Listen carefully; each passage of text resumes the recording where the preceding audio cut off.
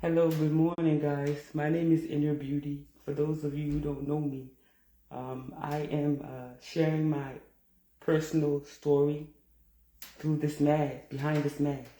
Um, the true story behind the mask. You can check me out on YouTube. You know, my YouTube link is on top of my profile. I don't know if you guys are up, but if you are, you guys are welcome to join me. And I will just begin this live broadcast. I call this broadcast Inner Beauty and Inner Strength because, I will get to that in a second. As you know, we just had a holiday that just passed by a few days ago, which is Valentine's Day. And I just want to say that everybody deserves to be loved. No matter what has happened to them or no matter what they've been through, everybody deserves love. Even if you're a bad person or you're an evil person, you deserve to be loved no matter who you are. And that's just standard. But some people, when they think about Valentine's Day, they only think about that kind of lustful love, or a wife or a brother or a sister or mother. No. It can be a love between a mother and a father. Or it can be a love between a brother and a sister. It doesn't gotta necessarily only mean, because that's the first thing people think about when they think about Valentine's Day. They think about that, and it's like that's not all it's about. It's a lot of people think about it. It's not all about that, but people don't realize, or people just are naive and fail to recognize that. So, inner beauty and inner strength. This heart on my face represents love. It's one representation of love. The first representation of love is God. God is love. He is love. So that's number one. Number two is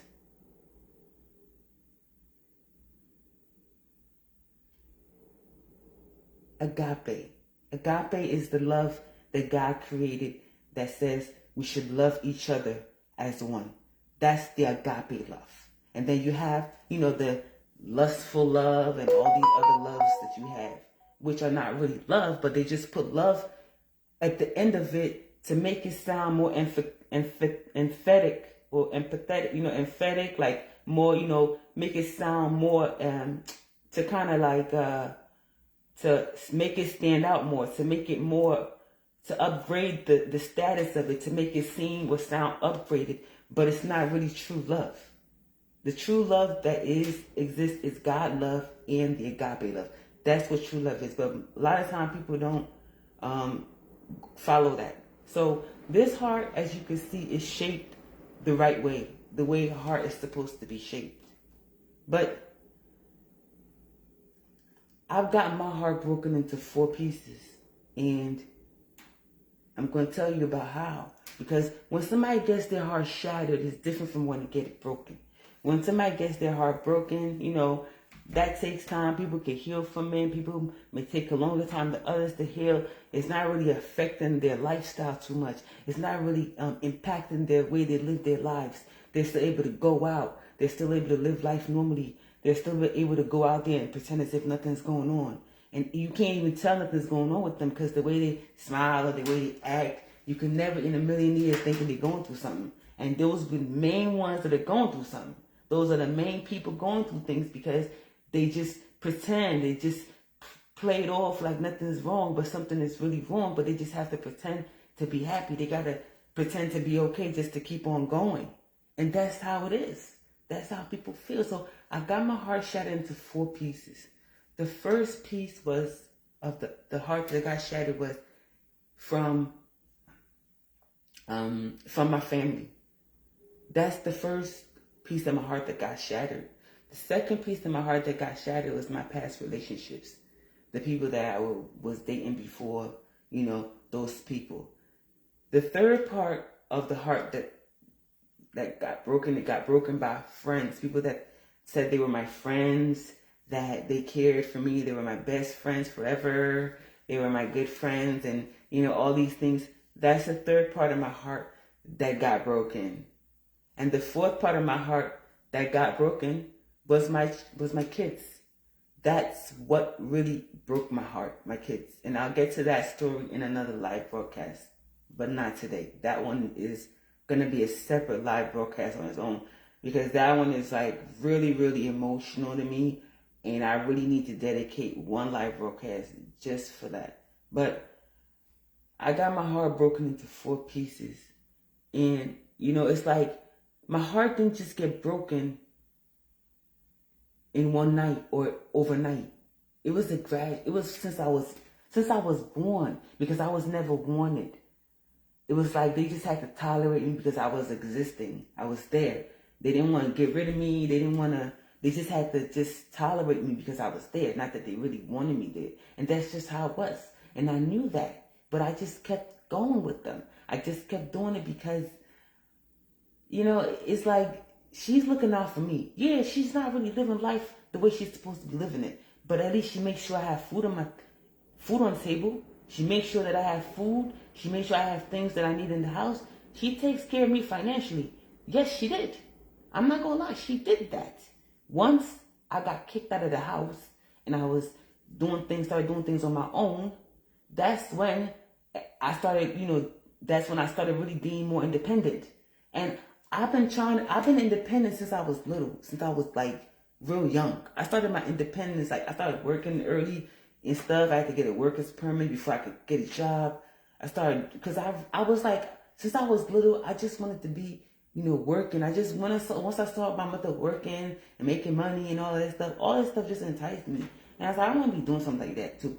So I did get my worker's permit when I was younger, when I was like in middle school or so, or I don't remember what age, but I got my worker's permit. And then I started getting a job, but my mother told me I couldn't work too much. I could only work a little bit of hours at a time. And I was like, that's fine. And I'm thinking to myself, why are you worried about how many hours I'm working? Most of the time you're not even home. You won't even know if I work or not, because you won't even meet the house till the next day. And then you can't tell me you work. Come on, you mean to tell me that you work from 3 p.m. to 3 p.m. the next day?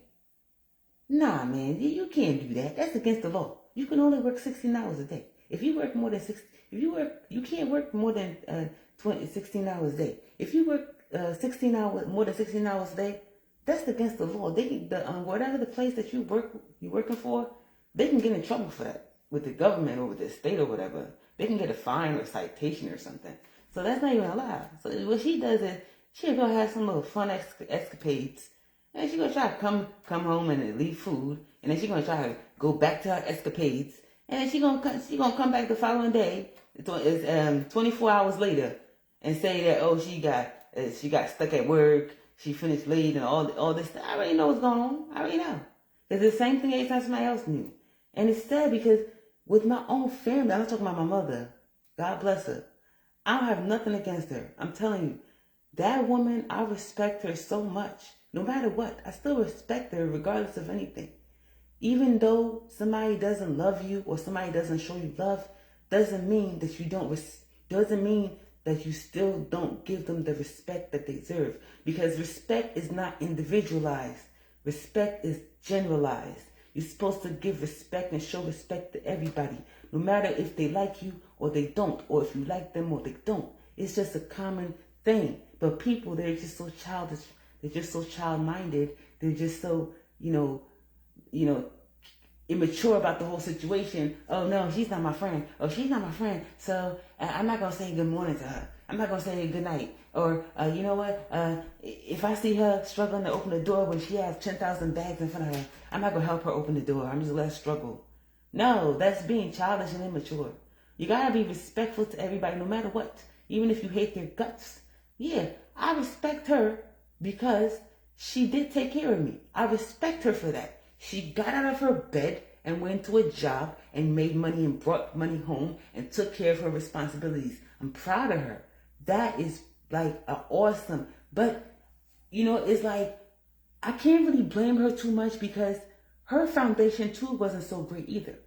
Her foundation was rocky. I don't know what happened back in the day, but her foundation was rocky. And it's like when you, like I said in other live broadcasts, if you have a rocky foundation, it's going to be hard for you to catch up. It's going to be hard for you to move on and do things. It's going to be hard for you to live life normally. You're going to be always struggling with your emotions. You got to just be strong and stuff. But not everybody can be strong.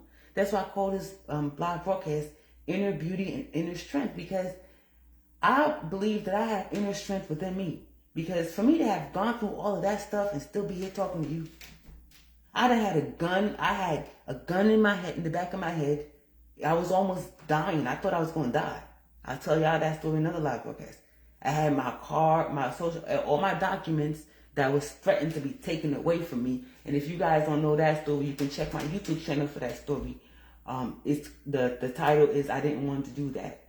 So you can check my YouTube channel, but Inner Beauty Incorporated, that's my YouTube channel. So you got it's just like, you know, you got all these things thrown at you. This pain, this heartache and everything. And it's sad. It's sad. Just a second, guys. I gotta clear my throat. So yeah, so I give her credit for that. She made sure that I didn't lack, like, as far as, you know, feeding me and making sure I had, you know, the bills were paid and stuff like that. But it's like she was just doing it. She didn't really do it 100% like that. She just did it because, you know how you go to work because you just gotta go. It's like you don't really want to be there. You just gotta be there. That's just how it was. And it's sad, but that's just the way it is. But I can't really blame her too much, like I said, because she had her own issues too that she was dealing with. It's not easy trying to be a single mother, taking care of a child all by yourself. It's hard. You don't have nobody to help you. You taking care of that child all by yourself. You got to pay all the bills and still take care of that child. And she had to take care of my sister because my sister wasn't here. So she had to take care of my sister too. So all these things she had to do all by herself. My father didn't do nothing to help her out. And my sister's father, he didn't do nothing to help her out either. And I'm looking at him like, look at this man. Look at him. He's walking around there acting like he's just going to be telling me what to do. And that's one thing about living in a home with a stepdad or a stepmother. That child is not going to respect them at the end of the day. It's only a few of them out of the whole bunch of kids that respect the step-parents. But most of them don't. Well, most of them, as soon as stuff hit the fan, they say, oh, no, you're not my mother. Oh, no, you're not my father. I'm not listening to you. You can't tell me what. Like, all this stuff will come about. And that's just how it goes sometimes. So that's how my family didn't show me love, because they never, you know, it's like they were just tolerating me. They didn't really want me there. They didn't really want me there. And it's not because they had anything against me. It's because of my father. Because my father broke my mother's heart. And it's sad that he did that. And I'm mad that he did that, because I feel like, how come my father's a heartbreaker? I'm not a heartbreaker. I've met all the men I didn't break nobody's heart. Nobody can ever say I broke their heart, because with all the men I've been with, I gave my all, my everything. And I was just thinking about it a few minutes ago. I said to myself, if I would have focused on myself from the beginning, from day one, and left these men alone and focused on myself completely, I would have been a doctor. I would have been in a higher profession, because I have the brains. I have the intelligence to do this. I'm very, really book smart. I'm not really too street smart like that, but I'm really book smart. I know my books.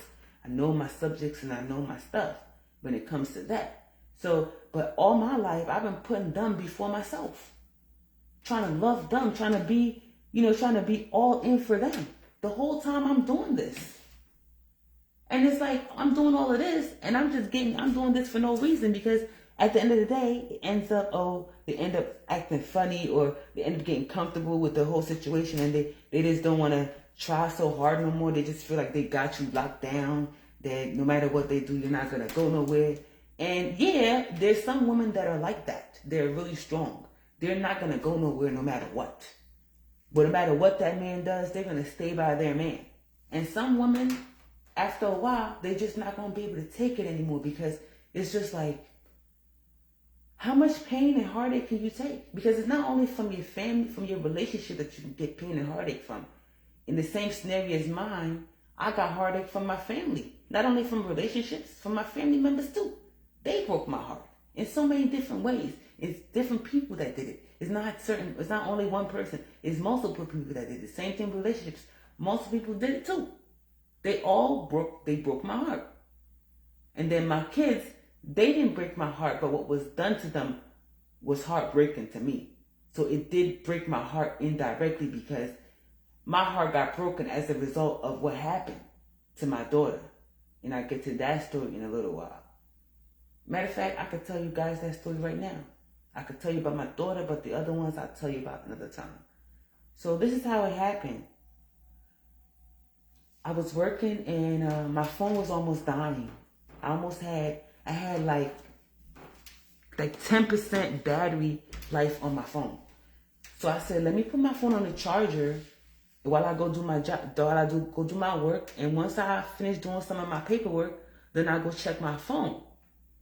So before I put my phone on the charger, I called my daughter's babysitter. I'm gonna tell you the story what happened to my daughter, but since I'm already starting telling this story, I don't want to stop and start another story. But once I finish telling this, I'll tell you guys how my daughter came about and the father and all of that. I'll tell you guys that story. But the third part of my heart, like I said, got broken was when. So it was basically society. Let me call it society. You know, the society, or no, let me just keep it my kids. But what happened with my kids to my daughter, that resulted in the third portion of my heart getting broken. So, you know, I called the babysitter and I said, I want to talk to my daughter video call. And the babysitter told me she's sleeping, because she don't speak good English, but she can speak a few words in English and you can understand what she's trying to tell you. She'll talk to you in like 2-3 words, but she'll get it. Like how she says she's sleeping. Like the way she said it like that. She'll say it, but you'll get it. Some of them you might not get, but most of them she's pretty good. So I said, okay.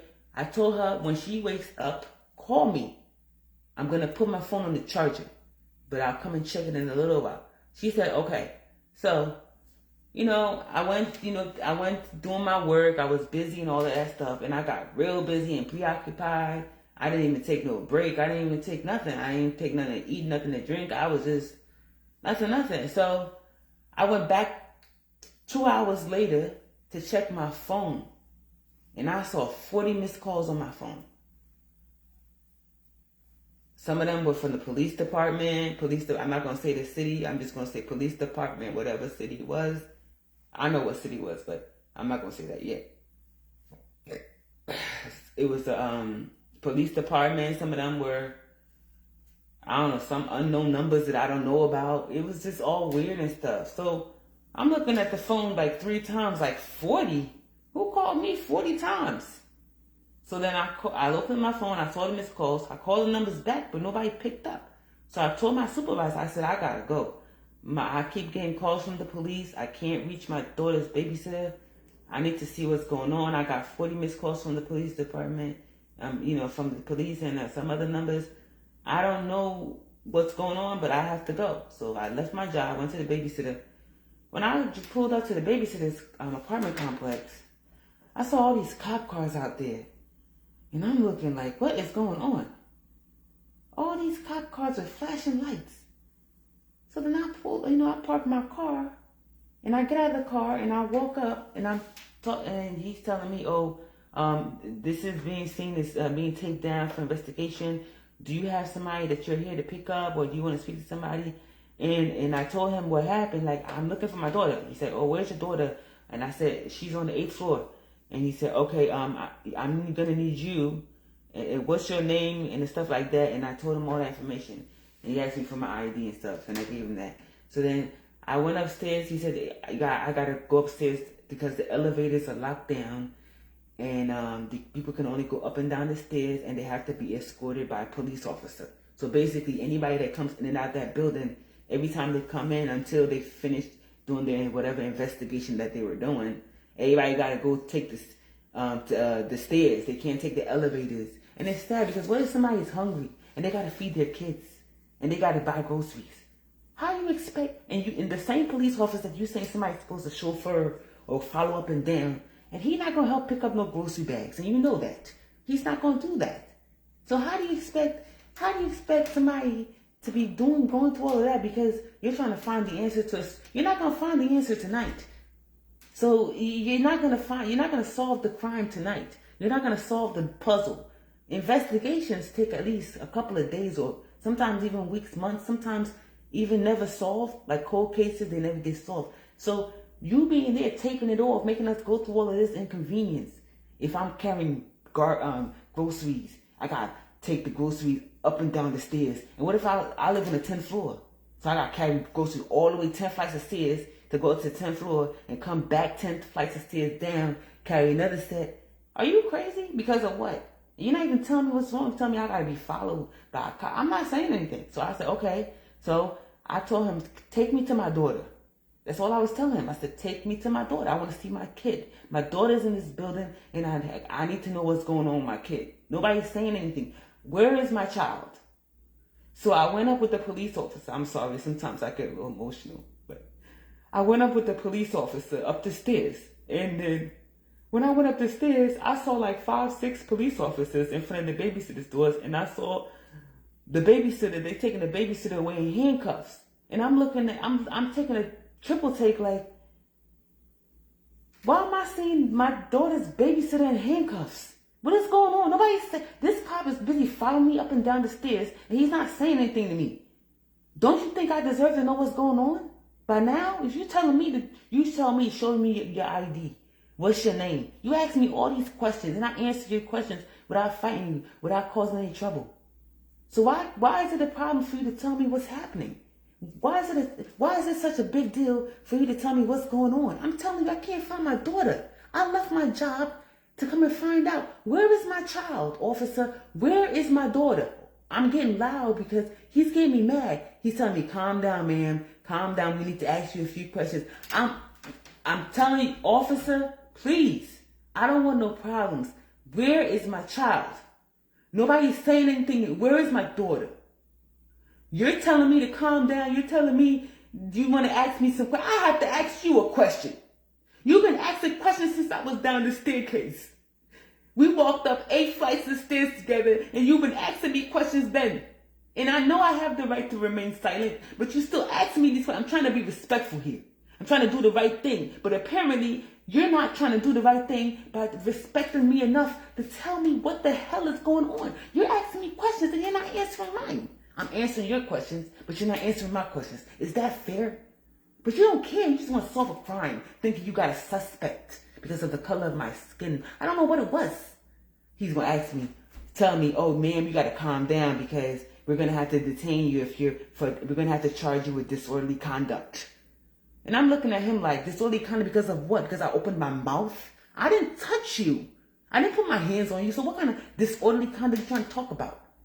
I'm trying to tell you that this is not right. You're asking me all these questions. I'm answering your questions, but you're not answering no question. I'm asking only one question. You asked me like 100,000 questions already. And I'm only asking you one. The question I'm asking you is, where is my daughter? And you're not saying anything. You're asking me more questions. Are you silly? Are you retarded? That's why they always say Africans, they always answer a question with a question. Like, for example, did you go to the store today? No, did you? I don't know how to explain it, but they always answer a question. They always answer a question with a question as an answer. Instead of answering with an answer, they answer with a question. But anyway, he asked me one question. He told me, if you don't calm down, we're going to have to charge you with disorderly conduct.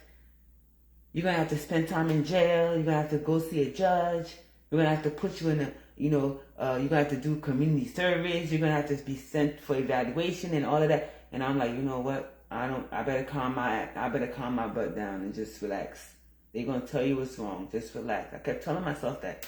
Just relax. They're going to tell you. Just answer the questions and they're going to tell you by themselves what's wrong. You don't even got to fight for it. Because by law, they have to tell you. They can't just keep asking you questions and not tell you nothing. So I'm just thinking, I'm panicking because I don't know where my daughter is. I know where my daughter is. I'm panicking. I'm going frantic right now. I know where my daughter is. So then he's telling me that, okay, so I need to ask you some questions. And I said, what's the questions, officer? Have you ever put your hands on your daughter or starved your daughter or didn't feed your child? And I'm like, officer, I already know where this is coming from because my daughter's father was trying to make it look like was lied against me, said that I'm doing this and that, and this was already cleared up in the courtroom. That's another story I get to. It's my baby father tried to get me arrested for child abuse and all that stuff. You see how evil that man is? And I knew he was evil from the first day I saw him. His eyes just, but man, when you like this thing is, this right here, this is very dangerous. I don't even know who came up with this kind of shape. They should have made this, instead of shaping it like a heart, they should have shaped it like an egg, because it's real fragile. It can get broken real fast and real easy. They shouldn't have made it shaped like this. This is the wrong shape of a heart. It's supposed to be shaped, the heart is supposed to be shaped like an egg, because your heart can get broken so fast and so easily. It's not even funny. It's like dropping a glass on the floor. When you drop glass on the floor, it's going to break, right? Exactly. That's the same thing as your heart. Somebody take your heart and keeps dropping it. It's going to break. But you don't want them to shatter it, because then that's when you're wrong. You don't want your heart to get shattered, because then you're not going to be able to function. You're not going to be able to live a normal life. You're going to be taking medication. You're going to be in the hospital from time to time. You're going to be trying to kill yourself. You're going to be some crazy lunatic. They're going to be giving you shots like they gave me. And that's why I said I should sue that hospital for giving me that shot, because I didn't do nothing wrong. They're supposed to give you that shot when you're out of control, when they can't calm you down. And that was not the case. I think they were just trying to make their jobs easier, because they were scared that I was going to pop off on that lady again. And I was into women, but I wasn't into her. She wasn't the woman that just because somebody's into women doesn't mean they gotta be into every single woman that they see. Some women they might not be attracted to. It must be the same thing with men. If you see a man that you don't like, there's something about him that you don't find attractive. The same thing.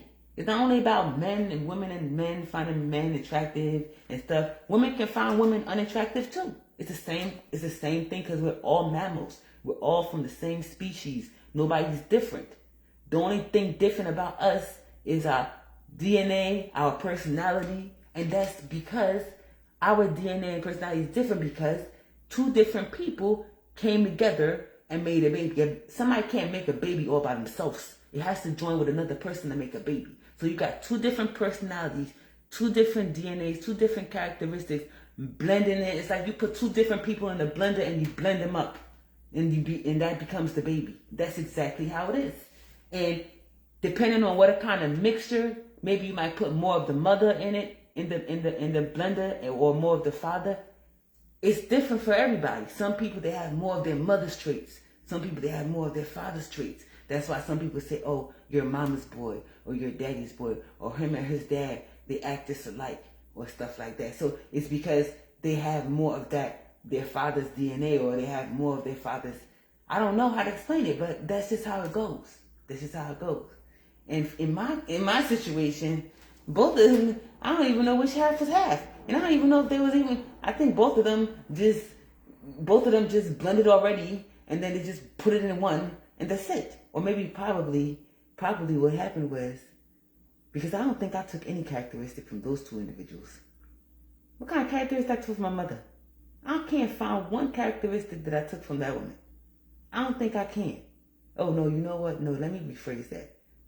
One characteristic that I took from her was her hard working. Like, she was a hard working woman. She worked hard. Yeah, she played, she did her thing, she lived her life, but she was a hard worker. And that's one thing I know that I took from her. But that's the only thing I took from her, because I studied that, and I adapted that characteristic from her. My father, I don't even know what I took from him, because I hardly saw him. The last time I saw him when I was a baby, I didn't even know what a characteristic was. I was in my Pampers. I don't even know nothing. He left, he dipped off, married another woman, and then 6 months later went and married another woman. And it's sad, because he going around chasing all these women. Going around chasing this woman. You can't stay with one woman. If you stay with one, and I think it's his father, my grandfather. He's the one making him doing all of that. Because I spoke to my father on the video chat, and he didn't look like he was happy with that lady. He looked like he was just being there, because he didn't look happy. And every time I try to talk to my father, she gonna grab the phone and say, oh, call him back in a few minutes, he's going somewhere. Or she'll pick up the phone instead of him picking up the phone, like she's standing next to his phone, checking to see if I call. And then she'll pick up the phone and she'll tell me, oh, your father's busy, call him back later. And I'm looking at her like, who the hell is she to tell me that my father's busy? My father has a mouth of his own. He can open his mouth and tell me if he's busy, if he call me later. Why are you telling me that my father is busy? Why are you answering for my father? My father's a grown ass man. He can open his mouth and answer his own questions. He didn't hire a secretary. So I don't know what you're doing. I didn't say nothing to her. I said, okay. So I called back the following day. And she gonna try the same thing. And then I heard my father coming on, entering the car, because it like he opened the car door and he said, oh, hey, yeah, I'm finished, let's go. And I know that's my father's voice. And she got cut the phone real fast. And I'm like, no, let me speak to my dad. And my father heard it because I know I was loud. Even though he wasn't on speakerphone, he could hear me saying that. And then she gave him the phone because she didn't have no choice now. She couldn't play the field now. So she gave him the phone, and I started talking to my father. And when I started talking to my father, when I started talking to my father, I get a little emotional when I talk about this, but it's all right. But it's like, back to my daughter, because I kind of drifted off from that story because I got into this story. But my daughter, so what happened was, you know what, guys? I'm going to tell you this story about my daughter in the next live broadcast session. I'm going to round it up now because I'm getting a little bit too emotional, and I just want, just time to myself. I've been like this for a few days, keeping to myself, and now I don't want to talk to nobody. I don't want to see nobody. Just been in my emotions because it's like I'm not happy. And the reason I'm happy because I thank God for everything that I have. I thank God for the job. I thank God for the finances. I thank God for providing for my needs, because I know without God, I wouldn't have even been here alive. I wouldn't have half, even quarter of what I have right now. And I thank God for everything. I thank God. I just want God to send me a good man in my life. A good man that's going to take away this heartache and heart pain and pain. He's going to, I have to heal first as a person before I can accept a man into my life.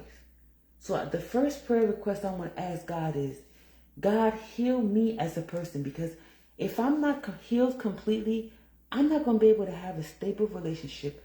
I'm not going to be able to have a stable partner if I'm not completely healed. And that's going to be detrimental to my health more than it already is. So I got to completely heal. That's my first prayer request. My second prayer request is I gotta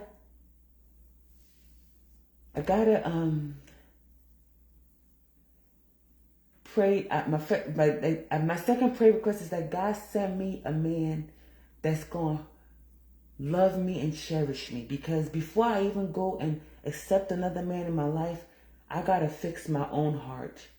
I can't be waiting for some man to do that for me. How am I waiting for a man to fix the heart that I could fix for myself? All I gotta do is do things and I know sometimes it's hard to be strong. That's why I call this live broadcast Inner Beauty, Inner Strength, because it's hard to be strong, but you just gotta be strong, because you just don't want to be in a situation where you just can't live your life anymore like a normal person. You want to be functionable at all times. Every single person in this universe has a mental health issue. I don't care who you are. Most people that have a mental health issue, you don't know it because they're functionable. They're able to go to their jobs. They're able to live their life. Everybody is living life in a stressful way. Everybody is going through something. Everybody is going through some kind of stress or something that's bothering them. Everybody is going through it. But what makes them different from the ones in the mental home is the ones in the mental home, they're not functionable anymore. They're not able to go out and live their life like a normal person. They're not even able to make responsible decisions by themselves. They have to depend on medical professionals to make, or family members, if they do have any that are interested in their life, in taking, in taking part in their medical care. And it's sad because can you imagine the people that don't have nobody in their lives? Like, God forbid me. I was in that mental institution for 2 weeks. And my so-called first husband, they called him because they can't discharge me without him signing papers. And the facility was an hour away from our house. And you know what he says to me? When I call him on the phone to tell him that, I need you to come here to sign some papers because they said I can't get discharged until you sign paperwork. And you know what he said to me? Oh, why didn't you pick a hospital that was closer to home? Why did you let them take you to a hospital that was 1 hour away? And I was looking at him like, are you serious now? So you would really care more about the distance of where they sent me to more than my personal health, more than my well-being. That matters more. That's why people are so focused on the wrong things. You're supposed to be focused on the things that matter most. My health is more important than how I can be 20,000 hours away. I can be in another country. That's why some people got to be air sculpted or flied out to special hospitals for certain treatments because they can't do it in certain areas. Why would you be okay? So if I was in Florida or if I was in Antarctica, so you would ask me, why did I go to Antarctica? As if I had a choice of where to go. I had a suicide attempt. And because I tried to take my life, I was taken there. I didn't sign up for this. And they got me on this medication. The first set of medication they had me on, I was doing involuntary movements. That's called Abilify. And then they had me, that when I took that medication, they said I was schizophrenia. I had schizophrenia and I was bipolar. So they had me on these medications for anxiety and all this stuff like that. And I told myself, you know what? I'm 36 years old and I'm a messed up individual. But I can't ever in my entire life, I don't even care if I'm at the brink of suicide. I can't ever in my life pay some kind of doctor to hear me talk. Are you crazy? I'm going to sit there and pay this doctor. And some of them, they charge crazy prices. I'm going to pay you $200 an hour to sit down and listen to me open my mouth and talk to you. And what you going to do for me? You going to ask me, oh, how is your anxiety? Or do you have thoughts of suicide? Oh, if you have thoughts of suicide, contact your medical professional. I'm going to be prescribing these medications for you. How has this medication been working? I'm going to sit there and pay this lady or this man $20 sit here and answer some questions, sit here and hear me, listen to me talk. And I found out, how can you be paying somebody to listen to you talk? Okay, and then when you pay them and they listen to you talk and tell you stuff, and then now you paid them already, and you just spend it. What do? They want to put you on some medicine, or they want to try to send you to another hospital. They always want to send you somewhere because it's all money. And let me tell you something. And it's sad that healthcare is just like this. How can you say you want to take care of somebody? You want to provide medical care. You want to help somebody get healed, but you're thinking about money. And it's sad. Why should you have to pay anything to see any kind of doctor? You should be able to walk in any clinic or any doctor and see whatever you can get taken care of, whatever you need to get taken care of. Why do you need to go through, what is your insurance number? What is your HMO? Oh, you got to be on hold. By that time, I would have been dead. God forbid. But you asking me all this, I'm sitting on a hospital bed. This lady come with some roller computer on it. Oh, I just want to ask you a question for medical registration. Do you have insurance? Bitch, I told you I'm in pain. You asking me about insurance. I can't even talk right now. Can you stop looking for money? I just got here. You already looking for my insurance. Are you serious? So if I didn't come here, how would you know would you get paid? Like, why should it be about money? As soon as I go in that hospital, you in pain? Where's the pain? Okay, go to bed, take her to the bed. I shouldn't be sitting in no waiting room with 20,000 people in some COVID mask and having to sit in some cubicle with glass separating us. And I know it's a good idea, but I feel like I'm in some kind of jail or something. And I'm just too claustrophobic. But it's like, I can't stand up the whole time sitting there waiting. And you be waiting there for 2-3 hours. And you go there, how many people? Oh, it's not too long before you. And then you sitting there, this time you're waiting in the waiting room. What's the point of me being here if I got to sit in some waiting room with 10,000 people? You're not even helping me. I could have helped myself in that situation. I could have went to the pharmacy and got some meds. I'm trying to do things thoroughly. And you're just messing things up. Because you said me, by that time I could have took Pepto-Bismol. I could have tried so many different techniques to try to take care of myself. The time that I'm sitting here waiting around with these people, then they're going to come and say, oh, we need your urine. And come on, man. You didn't even I didn't see a doctor yet. Like, seriously, I haven't even seen a doctor. You asked me for all these things. You asked me all these questions. I'm telling you I'm in pain. I haven't seen a doctor yet. What is going on? Are you guys trying to wait for me to pass away or something? Or you guys just don't give a F? Or it's either one of the two, because you're not trying to help me. By asking me all these questions, how is that helping me? I'm still feeling pain. You're not helping. You're not giving medicine for it. You're not trying to help me. You're not trying to find out what the problem is. Now, I'm sitting there waiting another hour. And then this lady come and call me. Oh, we need your urine and we need to take blood work. Okay, so take it. You should have done that. Time was like 3 hours in the waiting room. You could have done that. Instead of me having to go there, answer 20,000 questions, then come sit and wait an hour, and then now you call me an hour later after that. Oh, we need to. Why did you do that all this time? What are you doing? She's sitting there by the computer just typing. What are you typing? You're not typing a movie script. You're not typing a biography. What are you doing? I'm telling you, I'm in pain. Give me something. Oh, I can't give you anything because you need to be seen by that. Okay, so what is the problem then? Why am I still waiting in some damn waiting room with 20,000 people in a cubicle? And I'm the one going through it. This one, she's sitting there playing games on her cell phone like everything's all right. This other one is down the hallway, down the other side of the waiting room. She's taking selfies with her phone. And she's supposed to be sick? Are you serious? How are you sick and you taking selfies on your phone? And you posing too. You put your hand on your head. You got the phone like this, going, making you pose and doing like that. And you supposed to be sick in the hospital. And guess what? Those be the ones that they call first. And I feel like slapping them because one time they tried to do that to me. I walked up to that desk and counter. I talked to that lady. I said, I was here before her. Oh no, well, her situation, she's being, this is a triage. We have to call based on priority. She says, we can't tell you what happened, but her situation, she needs to be seen right away. And I'm looking at her like, so I don't need to be seen right away. I'm telling you, I'm having abdominal pain. That could be anything. If you're in a medical professional, abdominal pain, if you don't address that situation as soon as possible, it can develop into something that can be life-threatening. And for those of you in the medical field, you already know what abdominal pain is a serious thing. It can be so many different things going on underlying that.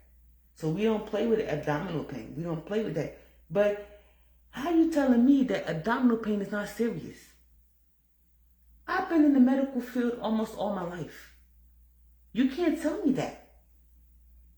But she just, I don't know what's going on, but that's it. She was just taking selfies 10 minutes ago. You didn't see her in the corner. I didn't say that, but I'm thinking to myself, and I'm sitting there guarding my stomach for life because I can't sit normally. I got to try to look for a way to distract myself from the pain. I'm even asking her for Tylenol, and she like, oh, well, you got to wait to see a doctor before you can give you Tylenol.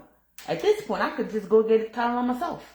And it's sad that I'm in a hospital, they have medication, and they just making me sit in pain. And their excuse is, you need to be seen by a doctor. Okay, so call the doctor on the phone and tell them, this lady, she's in the waiting room. She's in a lot of pain. Can we just give her something just to hold her over? Stuff like that. What is wrong with you? And the blood and all that was just rubbish. I was just mad. That's why I don't like going to the hospital. I don't go to the hospital unless it's really serious. I don't like to be over there. Because it's like, if you as a human being, if you go to the hospital for every single ailment that you got, even if it's a sneeze or a cough or whatever, do you know that's why I said the healthcare field is a money-making market. Now, back in the day with Florence Nightingale and all these people, they really cared for people. They really did it for what it really was. For the being kind and stuff. They really did it for what nursing was really, and medical profession was really supposed to be. But in the 20th century, people just, in all these centuries that came about, the government just turned this medical thing into a money market, into a money-making business. You got to have insurance. You got to have, I'm telling you, back in the day, they didn't have stuff like insurance. You could go and get Florence Nightingale or one of those medical doctors or nurses, and they'd take care of you without paying nothing. And I'm serious. So you can't tell me when all this insurance and all this stuff came about. It's all these different presidents, man. They should have stuck with one, and then when one of them died, they should have kept it in the family. Just like George Washington, when he was president, or the first Abraham Lincoln, when he was president, they should have made it just like how they make king, queens, prince, and princess. They should have made it like that as far as the president of the country, because they kept changing it. You have 10 different lifestyles. 2010, you have a lifestyle. 2011, you have a different lifestyle. Different personality, different characteristics, a different person. So that person's not going to think the same way as the other president was thinking in 2010. He has his own way of thinking, or she has her own way of thinking or doing things. So that's just going to mess with. They're going to start changing all these rules, making up all these new rules. And it's like, that's the reason why all this money market, whoever was the first president to come up with that, and I'm going to Google that to find out who was the first president to come up with this health insurance crap that don't make no sense. You're dealing with people's lives. You talking about mortality, people dying and stuff. You guys don't care about that. You guys don't care, because if you did this foolishness, but you would spend all this money, you would take all this money from us for toll. You spend all this money to fix roads, supposedly fix potholes on the roads. And those construction workers, they think they're smart. They think they was going to spend 20 years to fix one side of the block. Just because most of them, they want to try to get off, or they try to get free money and stuff like that. And most of them do that. But anyway, like I said, I'm getting a little too emotional right now. I'm going to get to this story another time about my daughter and everything. And I still have more stories to tell. Like I said, follow me on YouTube, Inner Beauty Incorporated. All my live stream videos are on there. Follow me on TikTok, Inner Beauty 86. And of course, you have me here on Facebook. This is Inner Beauty. This is the true story behind the mask, purely unfiltered. That means everything I'm saying behind this mask is true. It really happened. It actually happened. It's not made up. I just choose to tell my story behind this mask.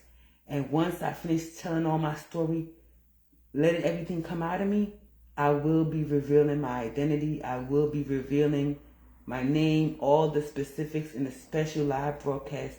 And then I will still continue telling my story, because I don't think my story will ever have an end.